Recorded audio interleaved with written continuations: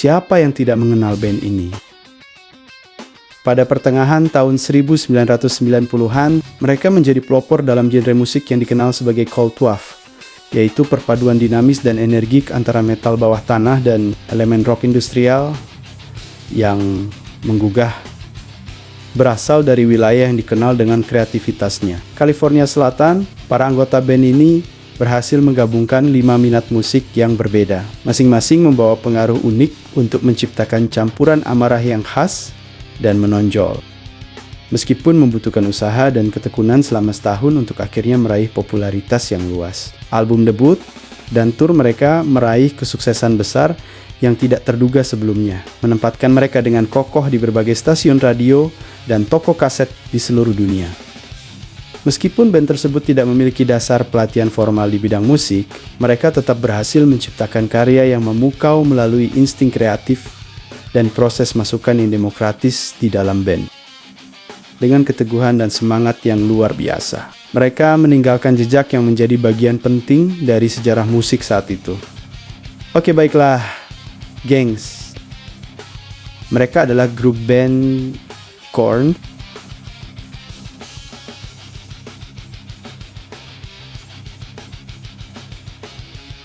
Korn, sebuah band yang secara ikonik telah mengukir namanya dalam sejarah musik sebagai pelopor gerakan yang dikenal dengan istilah NU. Metal akan selalu dikenang atas kontribusinya yang luar biasa dalam dunia musik.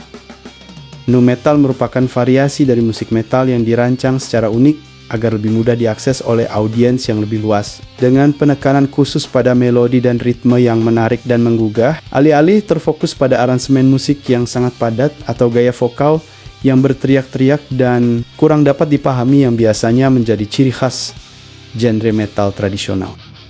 Korn dibentuk pada awal tahun 1990-an di Bay, California, dan dengan cepat mencuri perhatian publik dengan pendekatan mereka yang inovatif terhadap musik.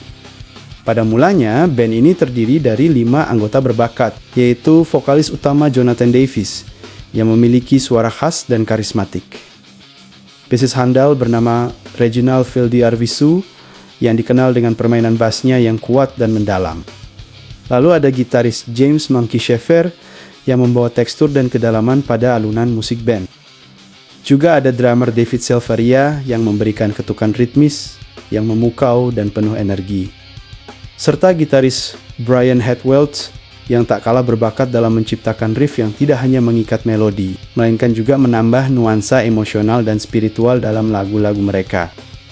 Komitmen dan dedikasi mereka terhadap musik telah menjadikan Korn sebagai ikon dalam industri ini, serta telah menginspirasi banyak musisi di seluruh dunia.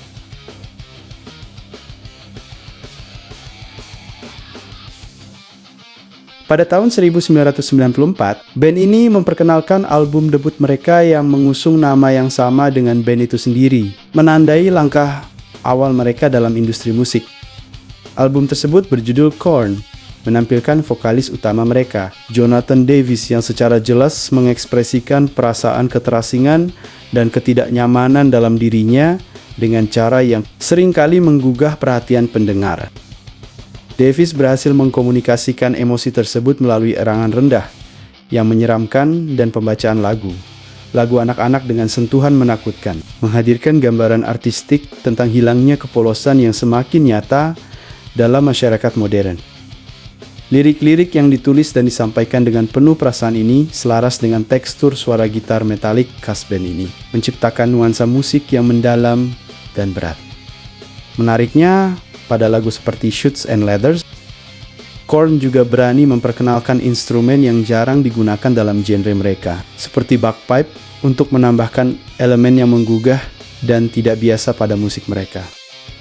Meskipun terdapat nuansa ketidakdewasaan dalam cara grup ini menyampaikan pesan-pesan yang mengganggu, tidak dapat dipungkiri bahwa dengan album ini, Korn telah memulai perjalanan eksplorasi suara dan tema yang akan terus mereka kembangkan dan sempurnakan sepanjang karier bermusik mereka, meninggalkan jejak berpengaruh dalam dunia musik.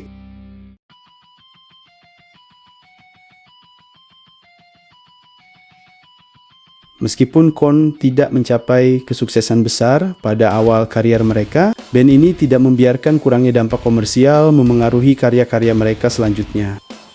Sebaliknya, album mereka yang berjudul Life is Peachy dirilis pada tahun 1996, menghadirkan nuansa yang lebih gelap dan mendalam dibandingkan album sebelumnya, serta menonjolkan eksplorasi emosional yang intens. Jonathan Davis, vokalis utama, kembali menggabungkan gambaran masa kecil yang bahagia dengan berbagai emosi kompleks seperti kemarahan dan kecemasan dewasa.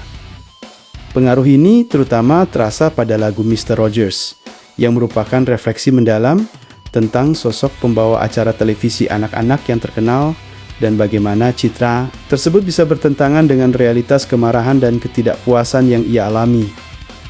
Menariknya, dengan Life is Peachy, Korn juga mulai menonjolkan ketertarikan mereka yang berkembang terhadap musik rap. Salah satunya dengan membawakan ulang lagu Wicked dari Ice Cube secara unik.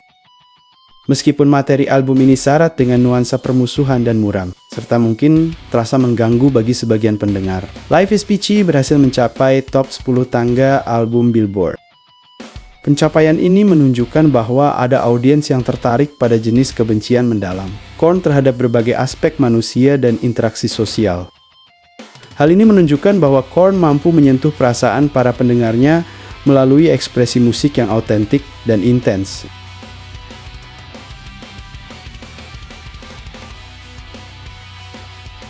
Korn mengalami peningkatan popularitas yang signifikan dan mencapai terobosan besar dalam karier musik mereka dengan dirilisnya album ikonik Follow the Leader pada tahun 1998. Meskipun album ini tetap setia pada akar genre metal, Korn secara kreatif mengeksplorasi dan menyajikan elemen hip-hop yang lebih menonjol dalam musik mereka. Hal ini terlihat terutama dalam bagian ritme yang groovy serta efek suara keyboard yang inovatif, menciptakan perpaduan unik antara rap dan rock yang memikat dari kedua genre tersebut. Jonathan Davis, sang vokalis, masih dengan jelas menyalurkan emosinya yang intens dan kemarahannya dalam lirik-lirik di Follow the Leader. Namun jeritan penderitaannya kini diimbangi oleh melodi yang lebih cerah dan catchy dalam lagu-lagu seperti Freak on a Leash. Dan juga pada lagu It's On. Album ini tidak hanya mencerminkan kebangkitan dan pengaruh besar era new metal dan happy hockey, tetapi juga menonjolkan kolaborasi istimewa dengan Fred Durst, vokalis dari Limp Bizkit yang terkenal sebagai salah satu grup rap rock yang sangat berpengaruh pada periode itu. Melalui album ini, Korn tidak hanya memperluas jangkauan musik mereka, tetapi juga turut membentuk lanskap musik rock alternatif yang baru dan bersemangat pada akhir dekade 1990-an. Dengan peluncuran album yang sangat sukses, Follow the Leader, yang mendapatkan pujian dari berbagai kalangan, band terkenal dalam kancah nu metal, Korn, melanjutkan langkah ambisius mereka dengan menyelenggarakan serangkaian konser festival yang dikenal sebagai Family Values Tour pada tahun tersebut. Tur ini dirancang dengan visi untuk menyatukan elemen-elemen terbaik dari genre musik rap dan metal dalam satu panggung megah. Family Values Tour perdana ini menampilkan deretan musisi terkenal dan ikonik seperti Korn sendiri, serta bintang besar lainnya dalam skena tersebut, yakni Ice Cube, dan juga band Limp Bizkit, yang masing-masing membawa daya tarik tersendiri bagi para penggemar musik. Sejak pertama kali diselenggarakan pada tahun 1998, acara ini hampir selalu menjadi agenda tahunan bagi para penggemar musik keras, meskipun sempat mengalami jeda terpanjang antara tahun 2001 dan ke 2006. Dalam edisi-edisi berikutnya, Family Values Tour semakin menarik dengan kehadiran band-band populer lainnya seperti Puddle of Mudd. Lalu ada Stone Temple Pilots, lalu ada Deftones, dan juga Filter.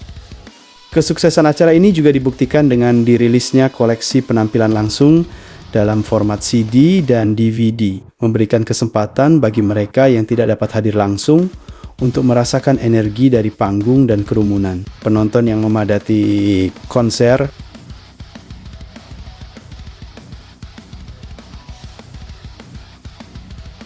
Setelah diterima oleh arus utama dan memperoleh popularitas yang signifikan, Korn tidak menyia-nyiakan momentum tersebut. Mereka memanfaatkan kesempatan ini dengan merilis album berikutnya yang berjudul Issues.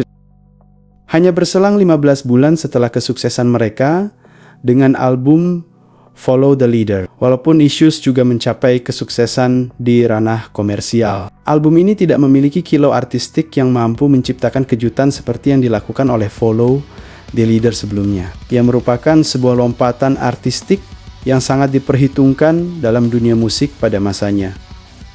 Dalam Issues, Korn memilih untuk mengurangi elemen rap rock yang sebelumnya dominan dan kembali berfokus pada akar musik metal mereka yang lebih kental. Meskipun demikian, langkah ini tidak serta-merta menghasilkan inovasi yang menakjubkan atau terobosan baru dari segi artistik dalam album Issues. Meskipun strategi ini mungkin memperkuat posisi mereka di tangga lagu musik.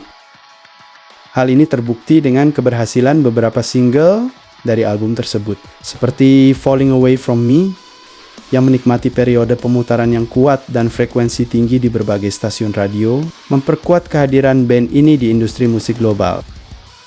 Korn, kelompok musik yang membawa genre nu metal ke puncak popularitas, telah membuat keputusan berani dengan menyatakan bahwa mereka tidak akan merilis album baru sebelum tahun ke-2002. Ketika album Enter the Bus akhirnya diluncurkan ke pasar, terjadi perubahan mendasar dalam lanskap musik mainstream yang mulai mengabaikan suara khas nu metal dan bergerak menuju nada yang lebih suram dan atmosferik. Untouchables sebagai cerminan dari perubahan ini di awal abad ke-21 sepenuhnya meninggalkan elemen rima dan ritme hip-hop yang sebelumnya menjadi ciri khas Korn dan beralih ke nada-nada menyeramkan yang pada beberapa bagian mengingatkan pendengar pada seniman industri larak seperti Nine Inch Nails.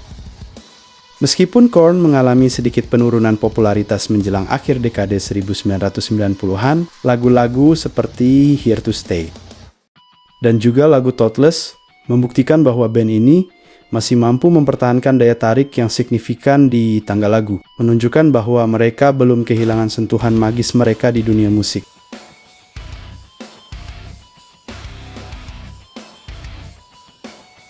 Seperti halnya ketika mereka meluncurkan album Issues yang segera menyusul setelah kesuksesan Follow the Leader. Album Take a Look in the Mirror yang dirilis pada tahun 2003 hadir hanya 17 bulan setelah peluncuran album Untouchables.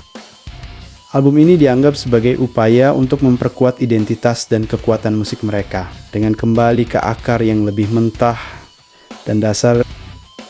Take a Look in the Mirror menawarkan pengalaman musik yang bisa dikatakan lebih matang dan canggih dibandingkan dengan album debut mereka yang memiliki judul yang sama. Meskipun demikian, audiens rock arus utama tetap menyambut Korn dengan antusias. Namun, kenyataannya posisi mereka dalam peta budaya musik telah lama diberikan kepada band-band baru dan segar yang mulai menarik perhatian publik. Hal ini sangat ironis, mengingat sebuah band yang dulunya dikenal karena ketajaman lirik-lirik antisosialnya, kini telah berubah status menjadi veteran industri yang sangat dihormati dan dianggap legendaris dalam lingkaran musik rock. Menunjukkan evolusi dan dinamika yang tak terhindarkan dalam perjalanan setiap musisi.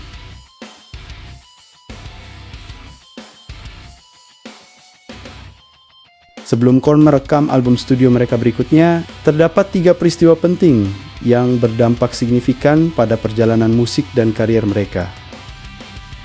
Pertama, band beraliran nu metal ini merilis album kompilasi Greatest Hits Volume 1 yang menarik perhatian banyak penggemar. Album ini memuat kumpulan lagu terbaik mereka dari rekaman sebelumnya dan merayakan kesuksesan yang telah mereka capai selama bertahun-tahun. Rilis album ini menjadi momen penghargaan bagi penggemar setia Korn dan penanda penting dalam diskografi band. Vicky 2, Korn mengambil langkah berani dengan mengakhiri hubungan panjang dengan label rekaman yang telah mendukung mereka, Epic Records, dan beralih ke Virgin Records. Perubahan label ini berpotensi membawa dampak besar terhadap pendekatan, promosi, dan distribusi karya musik mereka di masa mendatang. Ketiga, Yang tidak kalah penting adalah keputusan gitaris utama, Brian Welch, untuk meninggalkan band setelah mengalami konversi spiritual ke agama Kristen. Keputusan ini menarik perhatian publik dan menimbulkan spekulasi terkait masa depan musik serta dinamika antar anggota band. Secara keseluruhan, ketiga perkembangan ini menandakan bahwa Korn telah menyelesaikan satu babak dalam sejarah mereka, menutup era yang penuh pencapaian, dan kini bersiap melangkah dengan hati-hati ke era baru yang mungkin lebih menantang dan penuh kejutan. Dalam dunia musik mereka,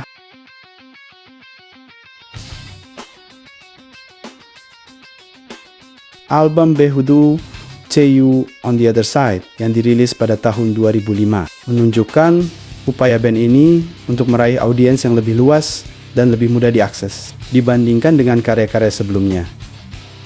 Untuk mencapai tujuan tersebut, mereka bekerja sama dengan tim produser pop ternama yang dikenal sebagai Matrix. Meskipun ada ekspektasi tinggi bahwa kolaborasi ini akan membuahkan hasil positif, pada kenyataannya album tersebut tidak mampu membalikkan tren penurunan penjualan album grup yang telah berlangsung. Tidak lama setelah peluncuran album See You on the Other Side, drummer band David Silveria memutuskan untuk meninggalkan grup. Saat Korn merilis album berikutnya, hanya 3 anggota asli yang tetap berada dalam band ini. Album Untitled yang dirilis pada tahun 2007 tidak hanya menghadapi kritik yang kurang menguntungkan, tetapi juga dianggap sebagai kegagalan dari segi komersial, menunjukkan tantangan yang dihadapi band ini untuk tetap relevan dalam skena musik yang terus berubah.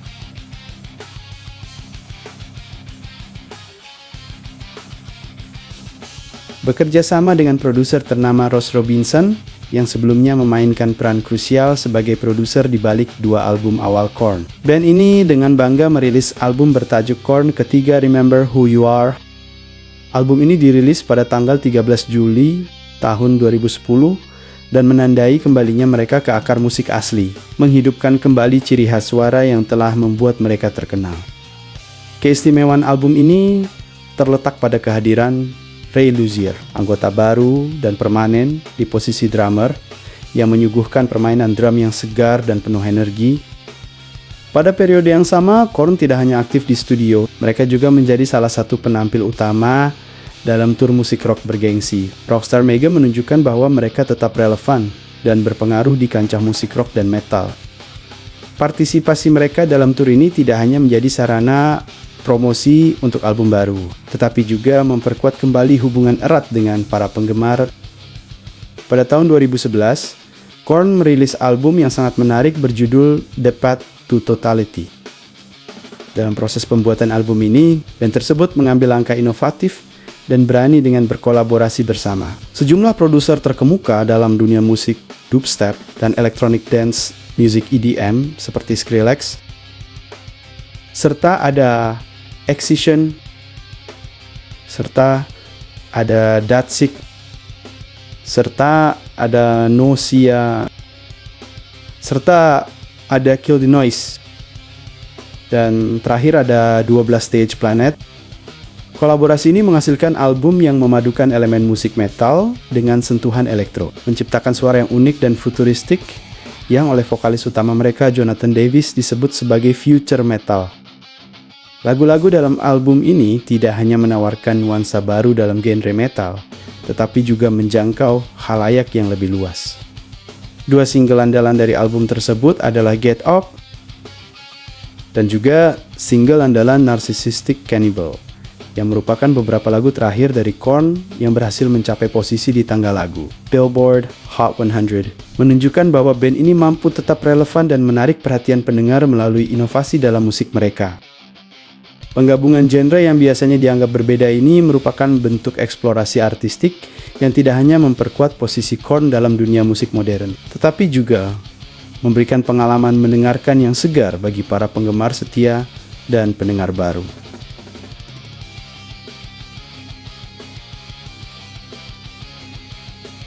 Pada tanggal 2 Mei 2013, Korn, band ikonik dalam dunia musik nu metal, membuat pengumuman yang menggembirakan bagi para penggemar setianya, yaitu seorang Brian Head Welch, salah satu pendiri dan gitaris utama, telah resmi kembali setelah 8 tahun meninggalkan grup karena alasan pribadi dan profesional.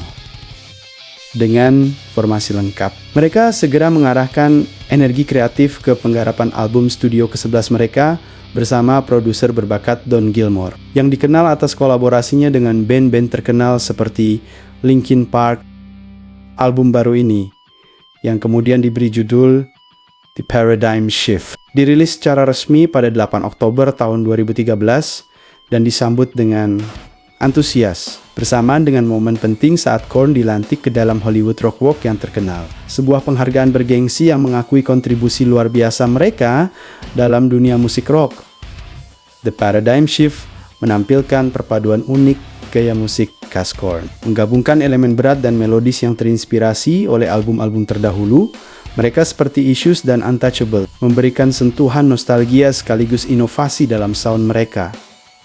Album ini mendapatkan apresiasi luas, diterima dengan ulasan positif dari kritikus dan penggemar musik. Bahkan debut di posisi nomor 8 di tangga lagu album Billboard 200, menandai pencapaian gemilang bagi Korn. Single pembuka dari album tersebut, Never Never, menorehkan sejarah baru bagi Korn dengan mencapai peringkat nomor 1 di tangga lagu single rock mainstream Billboard. Prestasi yang sangat berkesan. Sebagai bagian dari perayaan ulang tahun ke-20, Korn mempersembahkan seluruh lagu dari album debut ikonik mereka tahun 1994 dalam rangkaian tur Prepare for Hell pada tahun 2014, sebuah tur yang juga menampilkan band metal legendaris Slipknot.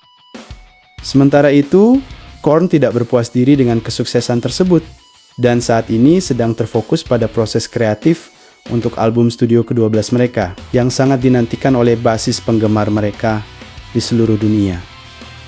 Kesuksesan besar Korn pada akhirnya juga mempengaruhi pandangan banyak orang, termasuk mereka yang mungkin tidak selalu menyukai gaya teatrikal yang gelap dan riff metalik yang kuat dari band ini. Follow the Leader, salah satu album fenomenal mereka, menunjukkan perpaduan yang sangat baik antara daya tarik komersial dengan nuansa kecemasan yang mendalam. Barangkali, rahasia sukses ini bukan sekadar pada elemen musikal mereka, tetapi juga kemampuan band dalam menulis lagu-lagu yang membekas di benak pendengarnya. Lagu-lagu ikonik seperti Freak on a Leash memiliki kekuatan luar biasa dalam mengekspresikan tema universal seperti keraguan diri, memberikan resonansi emosional yang mendalam pada para pendengarnya. Jadi begitulah kisahnya, gengs. Nah, bila mana ada atau terdapat bagian penyampaian atau narasi yang kurang tepat, saya minta maaf ya, gengs. Jangan lupa untuk mendukung terus channel ini dengan mengklik subscribe, like, dan komen di kolom komentar. Dengan mensupport channel ini, tentunya juga sudah membantu saya dalam memberikan informasi seputar dunia musik, baik itu personil band penyanyi solo ataupun berita-berita yang berhubungan dengan musik. Salam musik luar negeri dan musik Indonesia, semoga musik Indonesia semakin berjaya, amin. Sampai jumpa kembali di lain kesempatan, di video yang lebih menarik tentunya, hanya seputar musik,